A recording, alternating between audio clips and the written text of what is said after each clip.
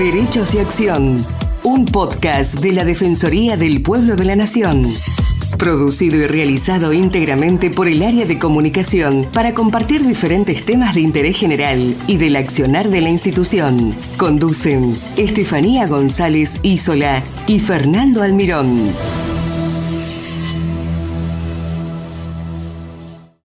La Fundación Lautaro Te Necesita es una asociación civil sin fines de lucro que está funcionando desde 2014 en Argentina. Es miembro en pleno derecho en la FADEPOF, Federación Argentina de Enfermedades Poco Frecuentes, y se encuentra adherida a la red APTA, Red Argentina de Pacientes de la Comisión Asesora en Terapias Celulares y Medicina Regenerativa del Ministerio de Ciencia, Tecnología e Innovación de Argentina. Su misión es contribuir a mejorar la calidad de vida de todas aquellas personas afectadas por leucodistrofias, promoviendo la educación e investigación para optimizar los tiempos de diagnóstico y la accesibilidad a los tratamientos disponibles. Para que nos cuente sobre el trabajo que realizan, estamos en comunicación con Verónica de Pablo, que es cofundadora y presidenta de la Fundación Lautaro Te Necesita. Verónica es abogada, docente y madre de Lautaro, que padece este tipo de enfermedad. Hoy lidera la defensa de la comunidad de las leucodistrofias. Hola Verónica, ¿cómo estás? Bueno, muchas gracias por estar con nosotros. Hola, ¿qué tal? ¿Cómo están? No, por favor, gracias a ustedes por convocarnos y llamarnos para poder difundir, crear conciencia sobre este grupo de enfermedades que pertenecen a las EPOF, enfermedades poco frecuentes. Para comenzar, Verónica, ¿qué son las leucodistrofias y qué te llevó a crear la fundación? Las leucodistrofias es un grupo grande en realidad de enfermedades que tienen características en común. Todas son genéticas, de origen genético, o sea que se heredan. Todas son neurodegenerativas, afectan la mielina, que es esa capa que recubre las terminales de las neuronas y hace que las órdenes que emite el cerebro al resto del cuerpo lleguen de manera eficaz. Estas enfermedades, en el 95% de los casos, las padecen niños menores de 10 años. ¿Y cómo llegás a crear la fundación y por qué? Contanos a la audiencia. Nosotros ya la sabemos, pero queremos que nos cuentes.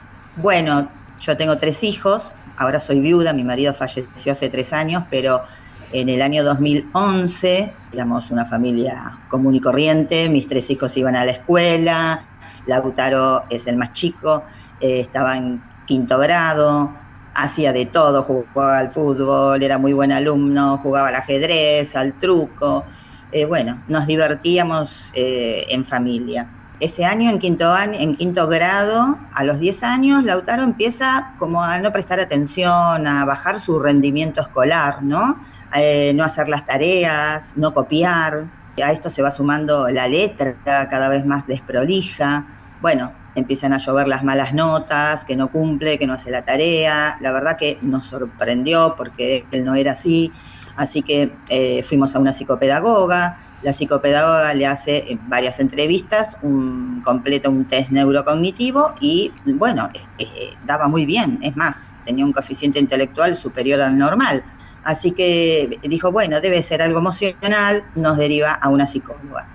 Lauti empieza a hacer su terapia psicológica, no cambiaba, cada vez estaba peor, no solo era el rendimiento, sino que también su comportamiento. Estaba raro, ¿no? Como que no obedecía las consignas o no las entendía, traía amiguitos para jugar en casa y los dejaba solos y él se iba a otro lado. En el fútbol, en vez de adelantarse a la jugada para hacer un gol, acompañaba al que corría, por ahí se sentaba y miraba una paloma. Entonces, seguía esto sorprendiéndonos, volvimos a la psicopedagoga, había pasado un año y medio, la psicopedagoga vuelve a hacer el test neurocognitivo y nos dice, bueno, no, Lautaro ya no es el chico que yo vi el año pasado, indudablemente es otro. Los voy a derivar a un psiquiatra infantil. Cuando nos nombra psiquiatra infantil nos asustamos porque dijimos que mi hijo va a tener una enfermedad mental. Claro. Puede ser. El psiquiatra le pareció en ese momento que era el síndrome de Tourette, porque ya Lauti había empezado a tener tics motores, ¿no? Chasqueaba los dedos, golpeteaba así en la mesa con el puño. Y por suerte, después de 2 sesiones, nos recomienda ir a un neurólogo. Bueno, ahí ya en la visita al neurólogo le hace los test comunes, tócate la nariz con los ojos cerrados, camina, hace pan y queso. Bueno, la neuróloga ordena una resonancia de cerebro y en la resonancia de cerebro sale una lesión grande que era compatible con la leucodistrofia. Y en ese momento nos dijeron que se estaba haciendo internacionalmente trasplante de médula ósea para detener el avance. Sí. Y había que hacerlo urgente, porque la enfermedad no para. No. Yo siempre digo, cuando las leucodistrofias te golpean la puerta, se instalan, se sientan y no se van más. Claro. No piden permiso. Así que, bueno, en Argentina por esos años fuimos al Garrahan, al Austral, al Italiano. Esta leucodistrofia de Lautaro, que se llama metacromática, es bastante rara. No habían tenido ningún caso que llegara a tiempo al trasplante. No se había hecho un trasplante de médula para esta enfermedad y hay que conocer la enfermedad para hacer un trasplante porque el niño tiene 8 días de quimioterapia para acondicionar el cuerpo, claro. recibir nueva médula, bueno. Entonces buscamos afuera, la verdad que eran muy poquitos los centros que estaban haciendo trasplantes de médula ósea para enfermedades metabólicas y conseguimos que nos aceptaran en el Duke Hospital de Carolina del Norte. De la doctora Joan Kurzberg, que fue la que hizo el primer trasplante mundial con células de cordón, nos dijo que la UTI era un candidato, pero que tenía que ser ya. Bueno, el trasplante salió $1 millón. En ese momento hicimos una campaña que se llamó Lautaro te necesita. No había WhatsApp, claro. No había Instagram, ni todas las redes que hay hoy en día. Juan Carr nos apoyó y bueno, nosotros salimos en unos noticieros en la tele y después empezamos a salir también en las canchas de fútbol, en eventos solidarios que se armaban, recitales, La Renga tocó, Las pastillas del abuelo, todos los clubes de fútbol, hasta que finalmente, bueno, llegamos al Soñando por Cantar, Valeria Lynch, Patricia Sosa, Alejandro Lerner, también dieron un show a beneficio, llegamos a juntar el dinero y nos fuimos. Sí, pero espera, Verónica, frena un minuto. Desde que tenían el diagnóstico hasta juntar 1 millón y encima que Carolina del Norte los apuraba, ¿cuánto tardaron? 3 meses, la verdad que fue increíble. Rapidísimo. Intensísimo. Porque estás contando todo y era un montón. Yo digo, pero ¿cómo llegué? Claro. ¿Cómo llegaron? Muy bien. Lo felicito. Sí, fue realmente... ayer hablaba con una compañera de mi hijo de la escuela, porque Lauti desde salita de 3 hasta 5º grado estaba con sus mismos compañeros, es más, su grupo cercano lo sigue visitando, ¿no? Porque yo le preguntaba, ¿y cómo tomaron ustedes esto del Lauti en ese momento, en 5º grado, 6º grado?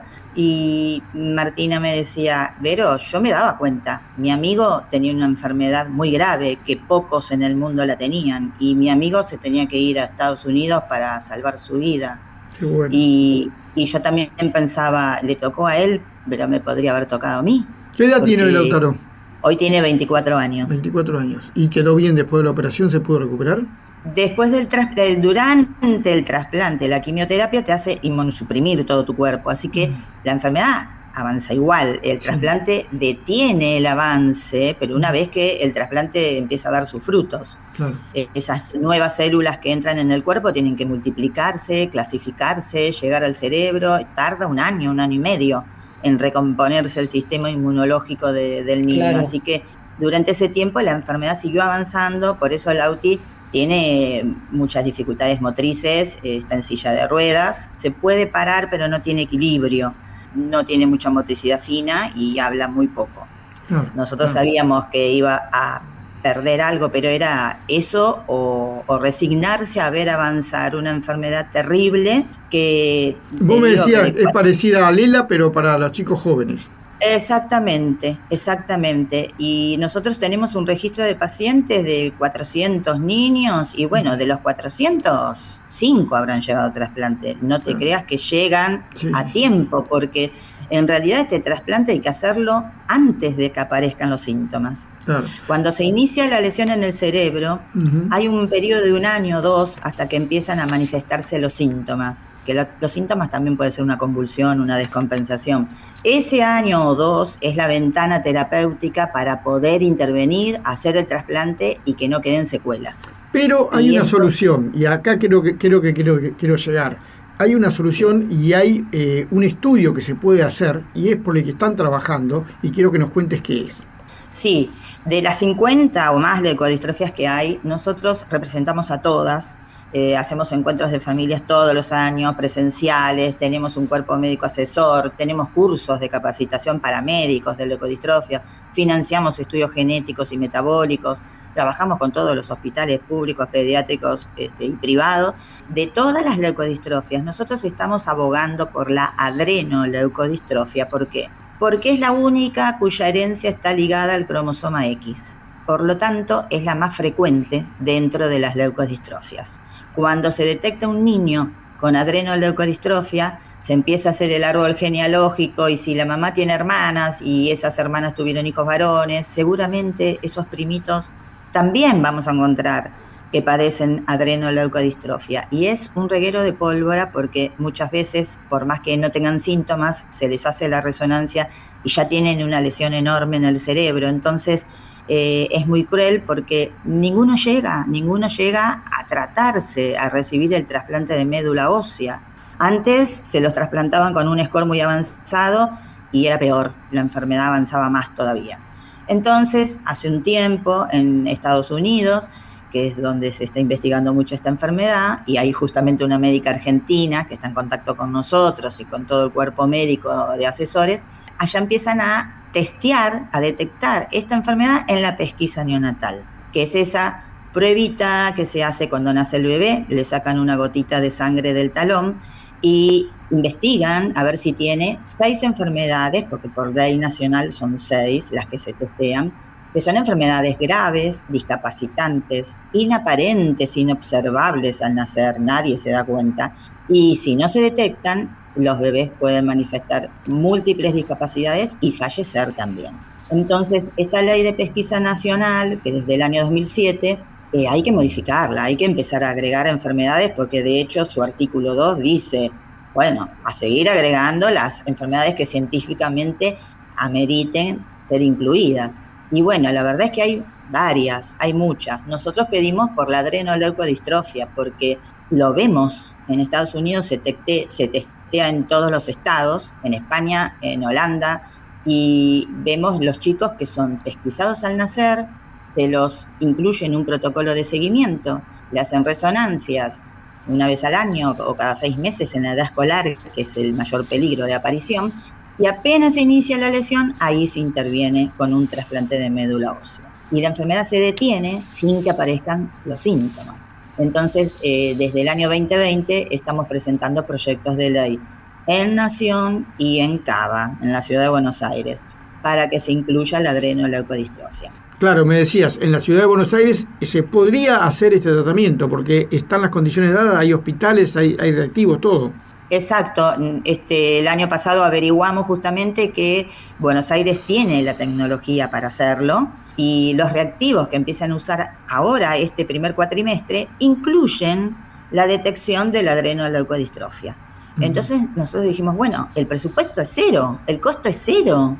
Insistimos con esto, pero nos decían desde Ciudad que tenían que tener la anuencia de Nación. Yo digo, somos un país federal, tenemos leyes nacionales, obviamente, que obedecen a la Constitución. No vamos a ir en contra de las leyes nacionales porque eso está prohibido. Pero sí se puede tener leyes superadoras. De hecho, seguí investigando, la ciudad de Buenos Aires, que tiene esta tecnología, ha incluido 2 enfermedades en el año 2023, 3 enfermedades el año pasado. La provincia de Buenos Aires también incluyó otra, Mendoza incluyó otra. Entonces las provincias y la ciudad de Buenos Aires se están moviendo y están incluyendo enfermedades. Entonces no entendía el por qué no. Si se ha hecho, bueno, nos convocaron, tengo una noticia. Qué bueno. Nos convocaron, era una reunión en el Ministerio de Salud de la ciudad de Buenos Aires.